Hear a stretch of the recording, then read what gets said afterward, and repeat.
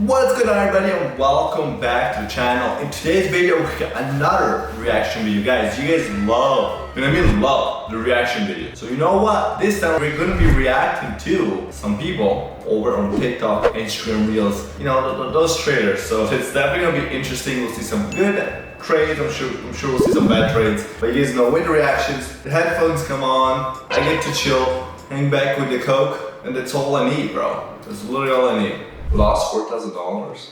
Well, let's see if I lost it or how I lost it. So close, dude. I think it's in video, right? No, so close. So no, he did have funded account at the bottom. That means it's open. It's real money on the line. Oh, strong push. Strong push, guys.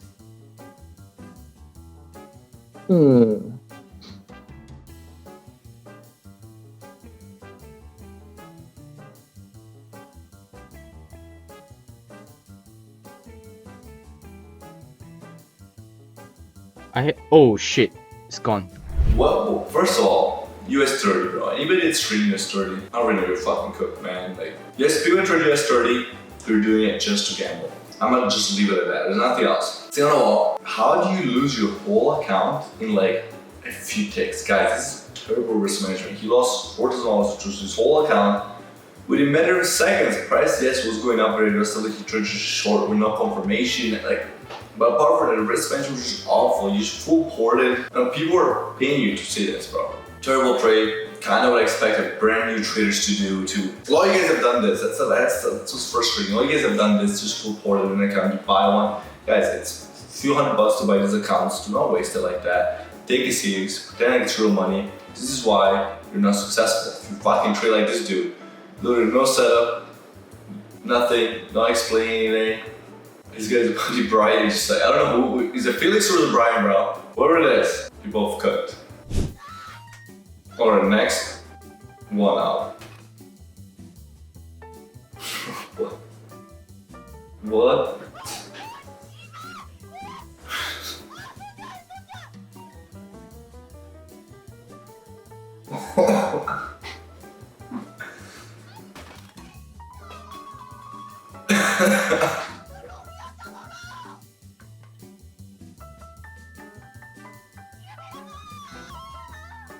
Bro, I don't know what the fuck is going on.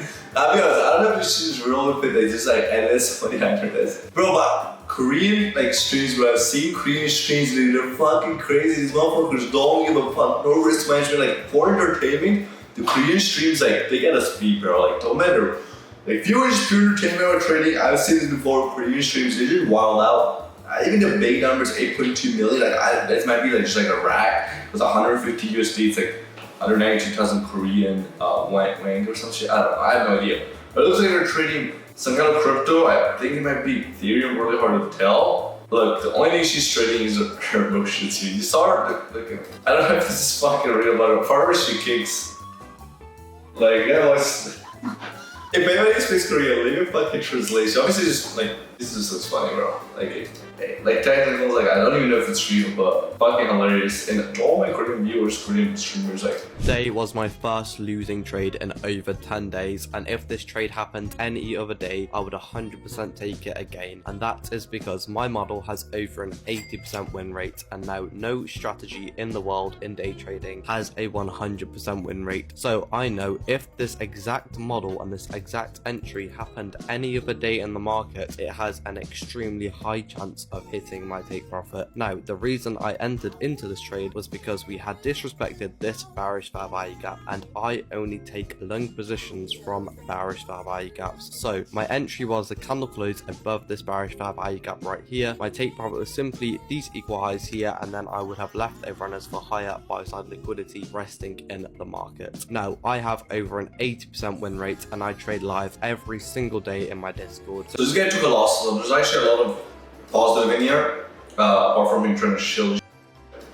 But what's really important is that they understand, like, hey, I took a losing trade. It doesn't matter if this setup came another day, another week, another month. If your system is your system, you take your trades. When it's good, sometimes it'll go bad, bro. Like, all of January, give you an example. I did not have a losing day. Actually, I had one losing day alive. But February, I had 2 losing days in a row. Like, as soon as February, last 2 days. sorry, not 2 days in a row, but 1 February, I think it was the 3rd and the 5th, something like that, and the 4th was green. So you see how like sometimes trading is not always equal. A lot of people think, you know, that you're gonna win every trade, you're gonna make a lot of money all the time, but it's not the case, bro. Like sometimes you're fucking losing. He seems very okay with this and very at peace with it. It doesn't matter, this is my model, this is why I trade, this is how I trade, this is my stats. I'm gonna keep taking it as long as I did. So this is exactly how to act on a losing day. Do not start rent trading and going crazy, bro. I've done that many times. Do not do that. But another thing he said is that there's not 100% win strategy. It's not true. Trade loses $1,300 in net price. I might stop here.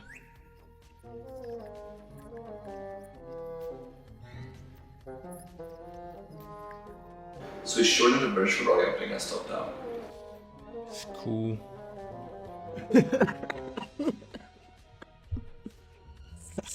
No, I'm joking. Nah, it doesn't faze me. Like I said, this is part of the process. This is part of the game. Like every business, you're gonna have some kind of fee, and I just think of this as the fee to be trading. You know, you can't win every day. Imagine that would be lovely, but you can't. But hey, I said I was gonna be transparent. I said I was gonna post whether I win or lose, and that's what I'm doing. Today was an L. It wasn't meant to be. But I'll move on with my day. I'm not going to try and revenge trade. I'm not going to try and recover that money. And this is what people need to see, that this is what day trading is like. You don't win all the time. And you need to be able to take your losses. It's the hardest thing to do in trading, is taking a loss and being able to walk away. And that's what stops a lot of people from just being profitable. But yeah, it doesn't faze me. We'll come back tomorrow and we'll see what the market has to offer then. So the guy said it very well, exactly what I kind of looked into the other video I watched earlier, but in trading you have to be okay with the losses, man. Do not go back and chase them. This guy took the losses like a champ. He's like, hey, remember he had a good setup, fuck a loss on it, we won away with it. And I promise you, as somebody that has a big ego like myself, it is not easy at all for me to take losses. But in front of, imagine like now you take losses at home yourself. Imagine you do that in front of hundreds and hundreds of people that pay you to learn, to watch trade, to follow along with you. It's the most embarrassing shit ever. I struggled to this day for 5 years. It's still hard as fuck. You still feel like shit. After I you let people down, also on yourself. A lot of emotions, but you have to be strong. You have to believe in yourself, and you just gotta understand like, hey, in a year from now, will today's loss really matter? The truth is, no. I can't remember losses I took a year ago. I'm taking more losses than just about everybody that's watching this, just because I've done it for so long. I've been so successful because I'm okay losing and then getting back up, no matter how hard it is. What? Since 2-4. That's in this game.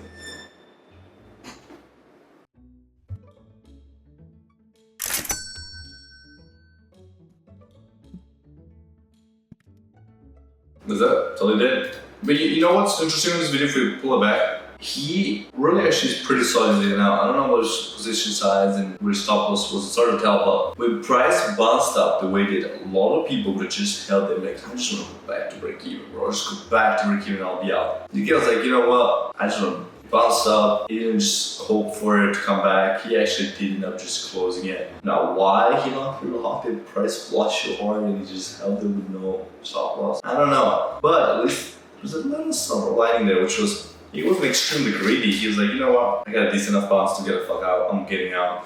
It's not my day today. I'm moving on to the next. 11 flips starting at $500 is all you need to make an M. Now, obviously, I'm a day trader. I'm an avid gambler. This has me thinking, this has me brewing some ideas. What if I gave myself like 5 tries and I started my account with $500 and full ported it every single time? Wouldn't I just need to catch a 1R? Like, yeah, to get from 500 to 1K, like full account balance, all I would need is a 1R. So literally just go for 1-to-1s and try to catch 11 wins in a row with a 1-to-1 risk to reward, bro. Now, I've never traded a 1-to-1. I've never even tested my stats with a 1-to-1, not like fully at least. But trading with a 1-to-1 risk to reward and winning 11 times does not sound crazy at all. And I could turn into a millionaire. Could be a fire idea. Let me know what you guys think. Maybe I'll give it a try. First of all, that's my boy. More trades. You can go follow him, great follower on TikTok. We're actually building a company together. It's called Tradeful. So go to tradeful.com and put your email in so you know when it launches. Maybe by the time you're watching this, it might have launched, who knows. But all you need is 11 flips, man. Be honest, I've thought about it before too. I'll be honest with you guys, man. Who doesn't think about this? Who doesn't think like, just flip it a couple of times and just get lucky. You can only go up or down. Just a couple of coin flips. I've thought about it before, but it's way harder than you might think. I'm not saying it's impossible. There's people I'm sure out there that have done this, but it's very, very hard because the drawdown aspect when the price goes against you. Beginning, the first couple of flips are easy for 100, 2,000, 2,000. It's easy. But once you get some of those bigger numbers, it gets much harder. Now this is pretty much gambling. Now do the same strategy, you know, with trying to hit a certain amount of target, but do it realistically. Rather than for boarding, do it with a couple percent of your account. That means you'll still be able to grow your account, but limiting your downside risk by a lot. It means if you got a $25,000 account, risk could do this with 5% of the account, and do it with 100%. So every time you take a trade, 5% you put in, it's stop loss, and it's 5%, 3%, 2%, right? It'll depend on how big that account is, how big you want to risk. So kind of a good idea, I'm not gonna lie to you guys, but that's not fucking gamble, right? Let's go to the casino. Day trading does not work mathematically. This video is heavily inspired by Thomas, a financial engineering student at Columbia. I will tag his handle down below. He teaches you concepts on how to actually trade, which is very different from day trading, and exposes a lot of day trading gurus. Please go check him out. Now into the math.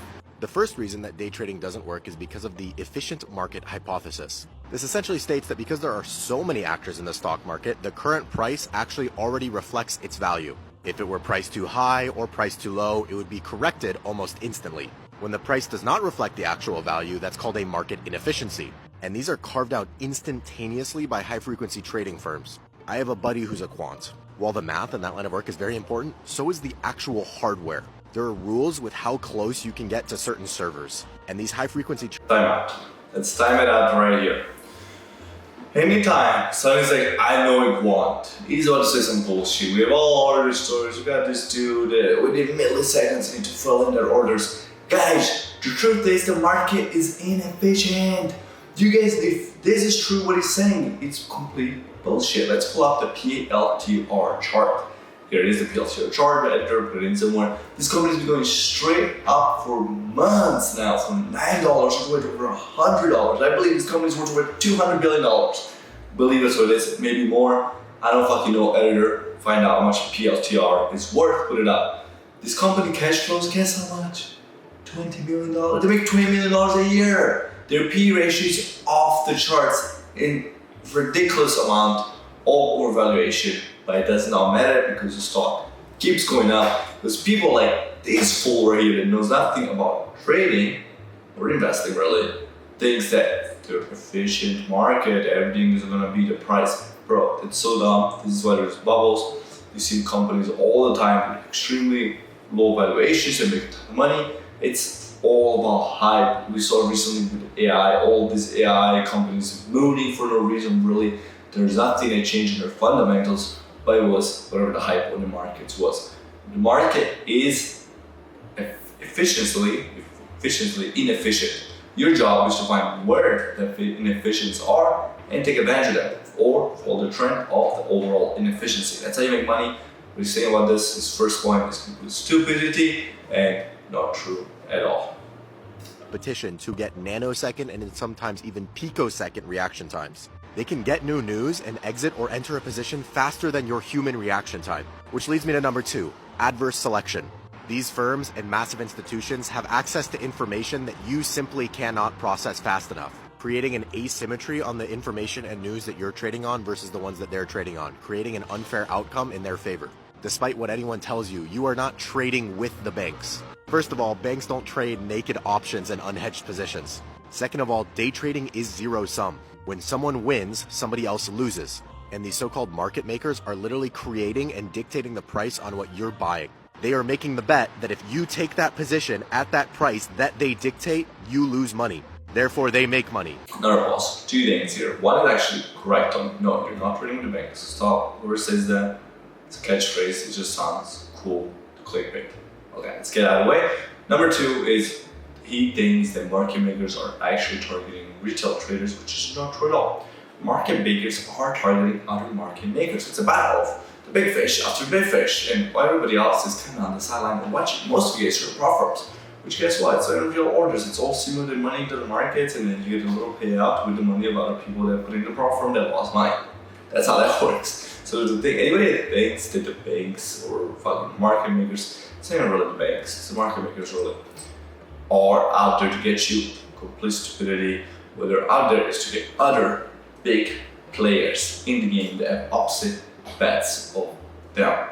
And that's how price kind of chooses where it goes. But is it a zero-sum game?